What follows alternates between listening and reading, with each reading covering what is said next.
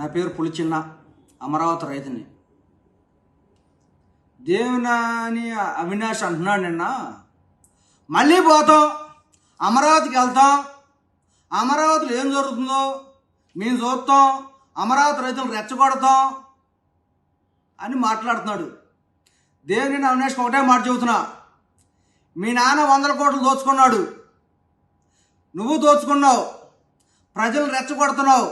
దేవినేని అవినాష్ చెబుతున్నా ఒకటే మాట, దేవినేని అవినాష్, అమరావతిలో నీకేం పని? అమరావతిలో ఏం చేద్దామని వస్తున్నావు? 5 సంవత్సరాలు మీ వైసీపీ గవర్నమెంట్ వచ్చినప్పుడు నువ్వేం చేసావయ్యా అని అవినాష్ని అడుగుతున్నా నేను. పిచ్చోళ్ళు, రాష్ట్ర ప్రజలు పిచ్చోళ్ళు కదా, మేం మాటలు సరిపోతుందని మీరు అనుకోవచ్చు. మీ జగన్మోహన్ రెడ్డి గారు ఇక నుంచి అమరావతి కాదు, అమరావతి అనే పేరు తీసేసాం, మామిగొండ అని చెప్పేసి మీ జగన్మోహన్ రెడ్డి మీ అందరికి ప్రెస్ మీట్ మీకు చెప్పడం జరిగింది. ఇంకా కూడా మీరు అమరావతికి వెళ్తాం, అమరావతి రాజధానికి వెళ్తాం, ఏం చేస్తారో చూద్దాం అనే విధంగా మీరు మాట్లాడుతున్నారు.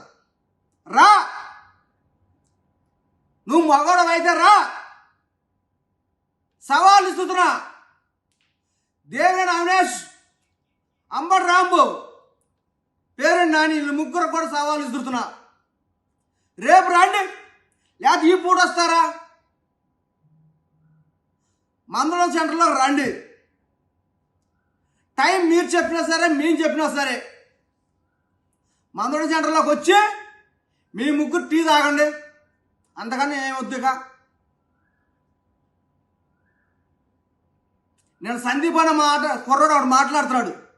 ఎరా బాబు, 5 సంవత్సరాల్లో మీ వైసీపీ గవర్నమెంట్లు ఏం చేశారు? అసలు రైతులకి ఏమన్నా ఒక రోజన్నా మీరు పరామర్శించారా? వాళ్ళకి ఏ రోజున కౌళ్ళు ఇచ్చారా? మీరు ఏ రోజున మీకు ప్లాట్ ఇచ్చారా? 5 సంవత్సరాలు అసలు రైతులు ఎస్సీ ఎస్టీ బీసీ మైనార్టీలు మొత్తం కూడా వలసెళ్ళే, తెలుసా? వలసెళ్ళే బతికాడు.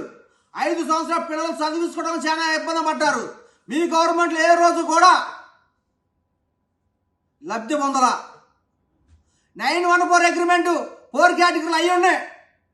మీ జగన్మోహన్ రెడ్డి ఏం చెప్పాడు? మా ప్రభుత్వం రాగానే మీకు 1450 గజాలు ఇస్తా అన్నాడు మీ జగన్మోహన్ రెడ్డి గారు. ఏమైనా ఇప్పించగలవా? మీ వల్లే కదా ఈరోజు మీ ఇంత సర్వనాశనం అయిపోయింది. అసైన్ రైతులు చాలా ఇబ్బంది పడిపోయింది.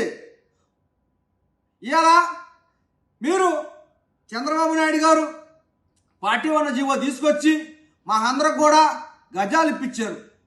ఆయన మహానుభావుడు. కూటమి ప్రభుత్వం వచ్చినాక అందరూ ప్రశాంతంగా ఉన్నాం.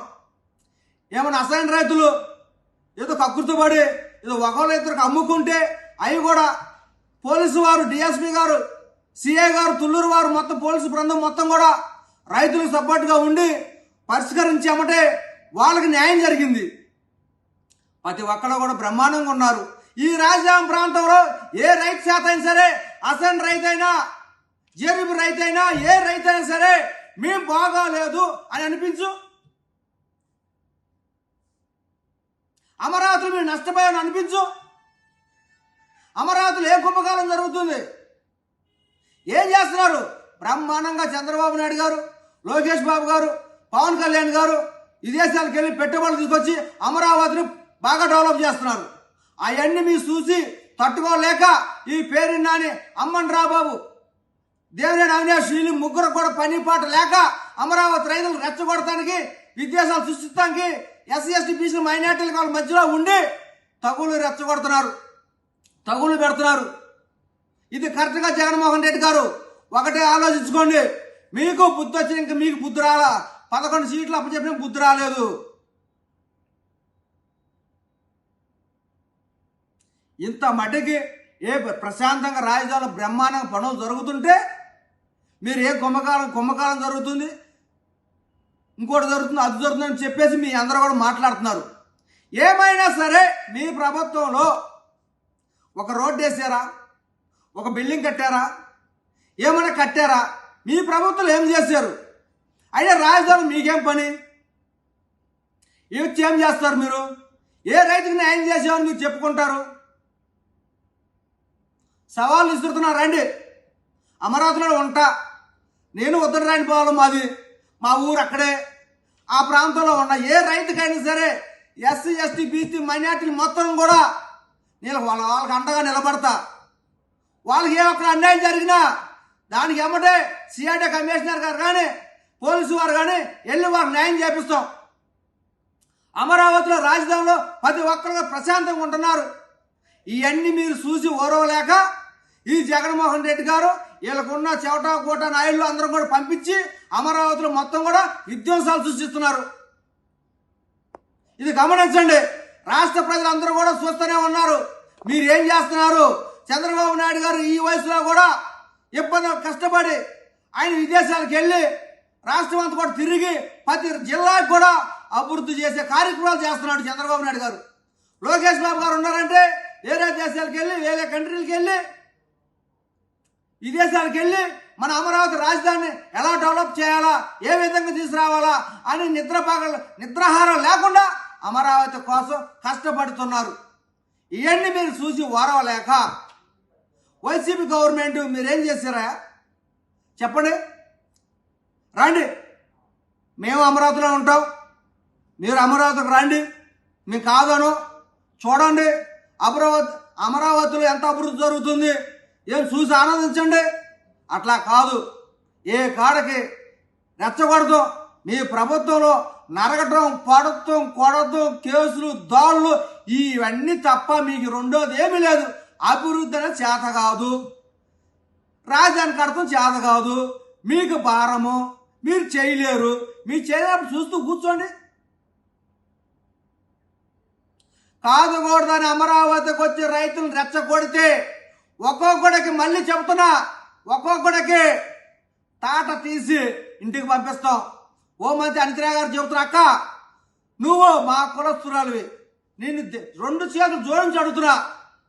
డాక్టర్ సుధాకర్ గారిని ఏ విధంగా గొడ్డలిప్పదీసి నడు రోడ్డు మీద వెనక చేతులు కట్టేసి కాళ్ళు కట్టేసి తారు రోడ్డు మీద పడేసి హింసించారు, అదే విధంగా పేరు నానిని, అంబటి రాంబాబుని, దేవినేని అవినాష్ని వీళ్ళు ముగ్గురం కూడా గుడ్డలు ఎప్పదీసి నడు రోడ్డు మీద వెనక చేతులు కట్టేసి ముగ్గురు తారు రోడ్డు మీద దొల్లియాలని చెప్పేసి డీజీపీ గారికి, ఎస్పీ గారికి, హోంమంత్రి అనిత గారికి కోరుకుంటున్నాను.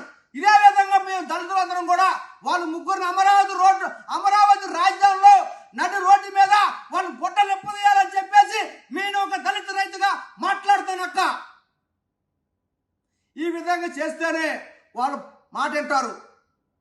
ఆ దళితుడు జగన్మోహన్ రెడ్డి గారు ఒక మాస్క్ అడిగినందుకు ఏ రకంగా ఇబ్బంది పెట్టి విమర్శించి చంపేశారో ఇదే విధంగా పేరు నానిని, అంబటి రాంబాబుని మళ్ళీ చెబుతున్నా, దేవినేని అవినాష్ని వాళ్ళ ముగ్గురం కూడా అమరావతి రాజధానిలో గుడ్డలు ఎప్పదీసి డాక్టర్ సుధాకర్ ఏ విధంగా ఇబ్బంది పెట్టారో అదే విధంగా ఇబ్బంది పెడతారని మళ్ళీ హోంమంత్రి అనిత గారిని, డీజీపీ గారిని, ఎస్పీ గారిని కోరుకుంటూ సెలవు తీసుకుంటున్నా. జై అమరావతి.